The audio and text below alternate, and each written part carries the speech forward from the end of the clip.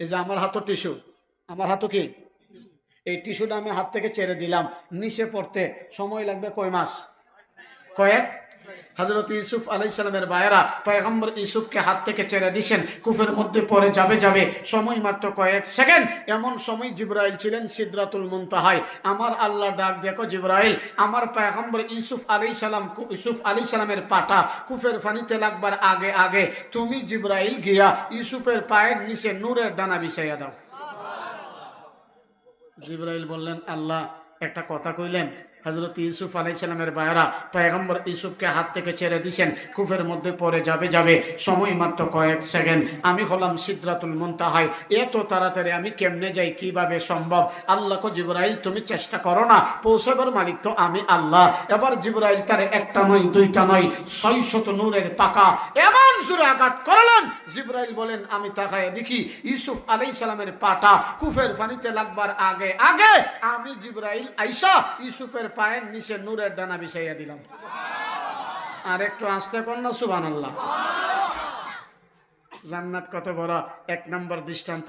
দুই নম্বর দৃষ্টান্ত, আল্লাহর নবী ডাক দিয়ে বলে, জিবরাইল তুমি তো আমার কাছে একা আসছো 24,000 বার, আমি কোনোদিন তোমার নিজস্ব সুরতে আকৃতিতে দেখি নাই, আজকে একটু দেখতে চাই, তুমি দেখা দিবানি?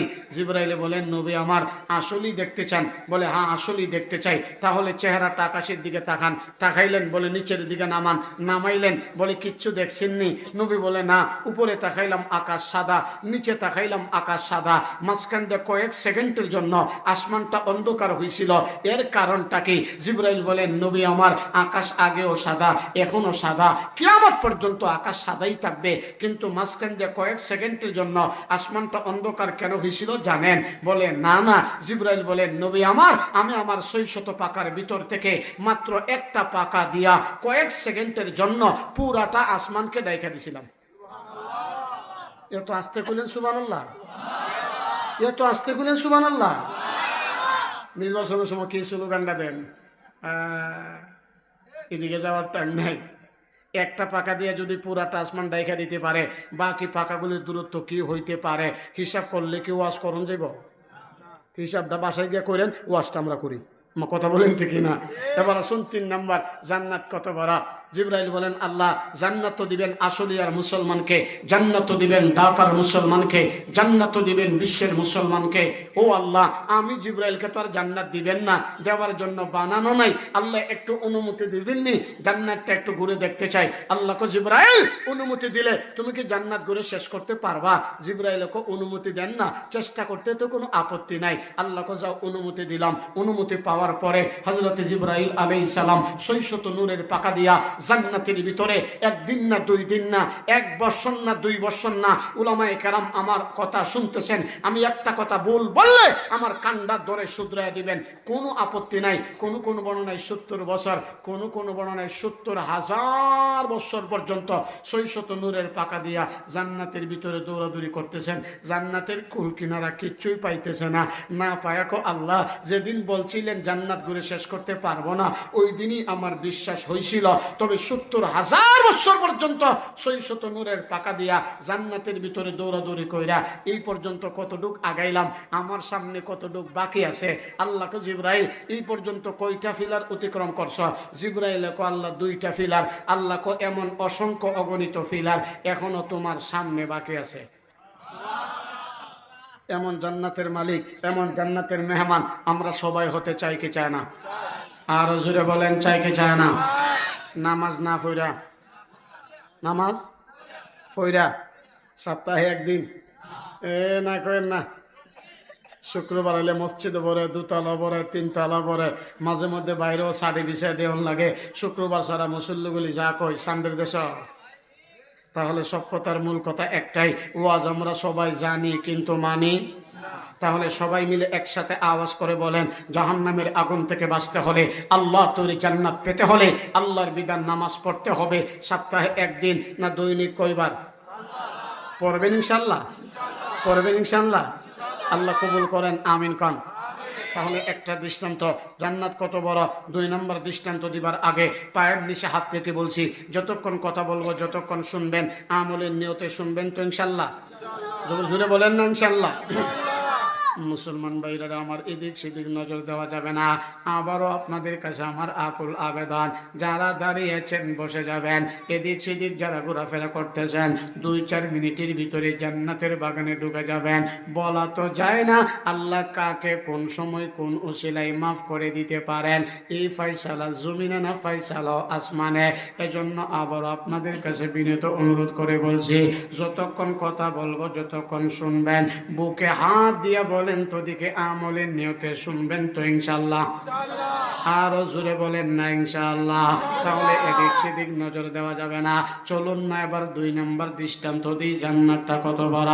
দুনিয়াটা 2 বার সৃষ্টি করলে যত সময় লাগবে, এত সময় পর্যন্ত জাহান্নামীরা জাহান্নামে থাকা আল্লাহকে বলবেন আল্লাহ চিরস্থায়ী মরণ দিয়া দাও। জান্নাতীরা বলবেন আল্লাহ চিরস্থায়ী জান্নাত দিয়া দাও।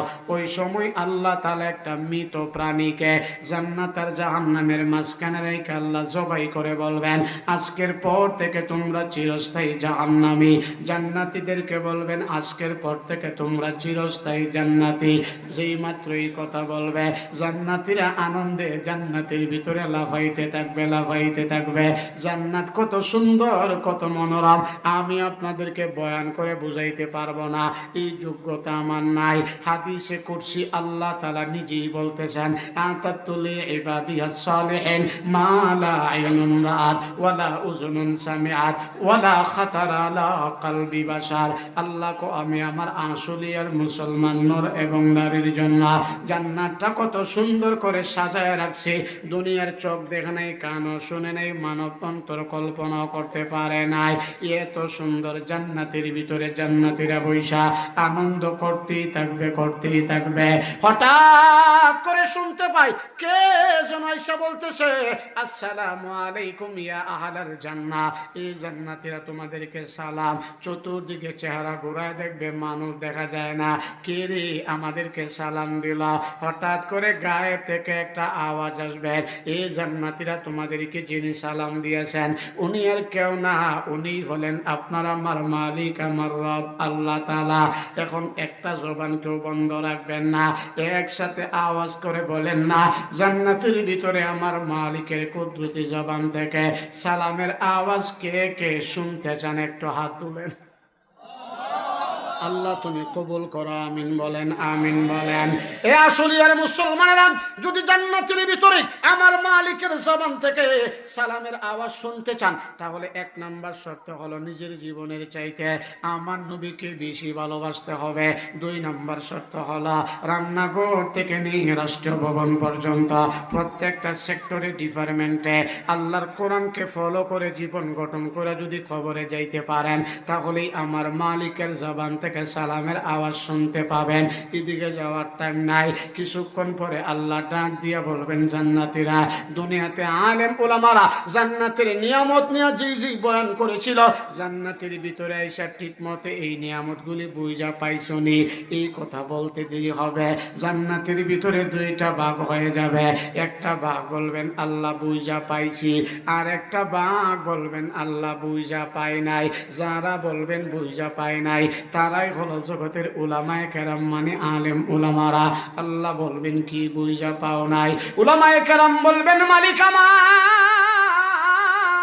জান্নাতের ভিতরে তোমার নিয়ামতের কোনো অভাব নাই, যা বলছেন এর চাইতে ডবল পাইছি, কিন্তু জান্নাতের ভিতরে আইসা আমরা তোমারে দেখতে পাই নাই। সুবহানাল্লাহ, সুবহানাল্লাহ।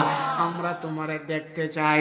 সাথে সাথে আমার আল্লাহ একটা নূরের তাজাল্লি দিবেন, জান্নাতীরা সহ্য করতে পারবে না। আল্লাহ বলবেন, বুঝছি রে, নূরের তাজাল্লি দিলে সহ্য করতে পারবে না।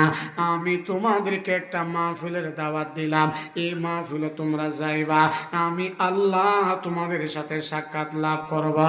সবাই মিলে একসাথে আওয়াজ করে কথার জবাব দিবেন। জান্নাতের ভিতরে আবার বাঙালি আসেনি? জান্নাতের ভিতরে বাঙালি নাই? বাঙালি বড় মারাত্মক চালাক।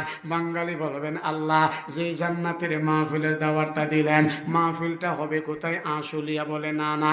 তাহলে মাহফিলটা হবে কোথায়? সাভার। বলে না না। মাহফিলটা হবে কোথায়? সোহরাওয়ার্দী উদ্যানে। বলে না না। আল্লাহ কো মাহফিলটা যেই মাটির ভিতরে হবে, এই মাঠটার নাম হবে কোরআনের ভাষায় মাজিদ। মাজিদ মাজিদ। মাঠটা কত বড় হবে আলোচনা করলে সময় নষ্ট হয়ে যাবে, আধা মিনিটে শুনেন না মাঠটা কত বড়।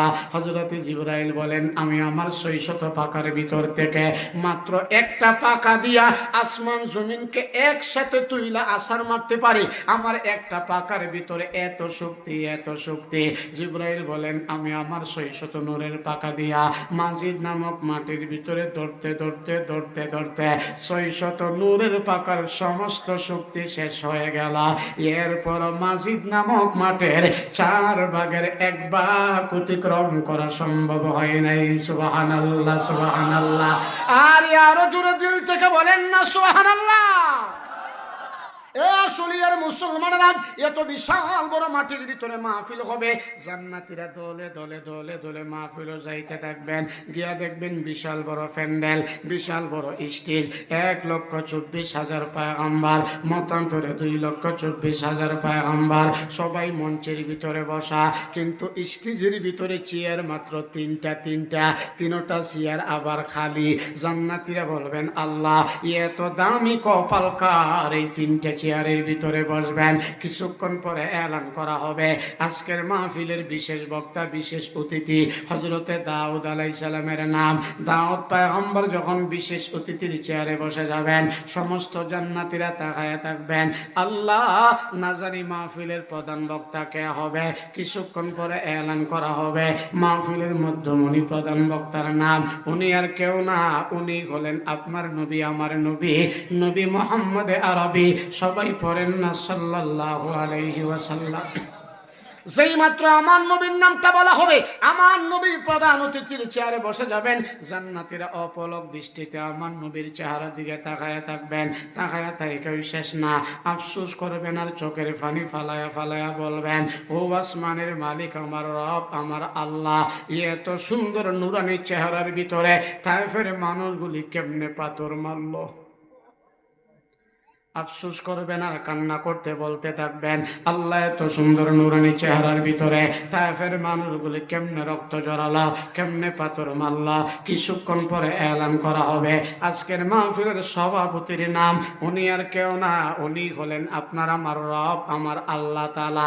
উনিও যখন সভাপতির চেয়ারে বসে যাবেন, আল্লাহ বলবেন আমি আর দেরি করতে চাই না, আমি আমার মাহফিলটা আরম্ভ করে দিতে চাই। তখন আল্লাহ বলবেন মাহফিলের বিশেষ বক্তা হযরত দাউদ আলাইহিস সালাম সমস্ত জান্নাতীদেরকে কোরআন থেকে তেলাওয়াত করে শোনায় দাও না। দাউদ পয়গম্বর যখন তেলাওয়াত আরম্ভ করবে, জান্নাতীরা লাফাইতে থাকবে, লাফাইতে থাকবে। দাউদ পয়গম্বরের কণ্ঠ এত সুন্দর, আল্লাহ পাক নবী, আল্লাহর নবী, মায়ার নবী বলেন দাউদ পয়গম্বরের একটা কণ্ঠ দিয়া একসাথে 70 প্রকার আওয়াজ বের হইতো। শুধু তাই না, শুধু তাই না, দাউদ পয়গম্বর যখন তেলাওয়াত করত, উড়ন্ত পাখিরা গাছের ডালের মধ্যে বসে যাইত, সাগরের মাছগুলি কিনারায় চলে আসত। কিছুক্ষণ পরে দাউদ পয়গম্বর তেলাওয়াত বন্ধ করে দিবে। জান্নাতীরা বলবেন মালিক আমার, এত সমুদ্র কণ্ঠে তেলাওয়াত জীবনে কোনোদিন শুনি নাই, কেন বন্ধ করলো? আরো শুনতে চাই। আল্লাহ বলবেন এর চাইতে আরো সুন্দর তেলাওয়াত আছে, তোমরা শুনবানি। জান্নাতীরা বলবেন আল্লাহ এর চাইতে আরো সুন্দর তেলাওয়াত আবার হয়নি। আল্লাহ বলবেন অবশ্যই অবশ্যই হয়।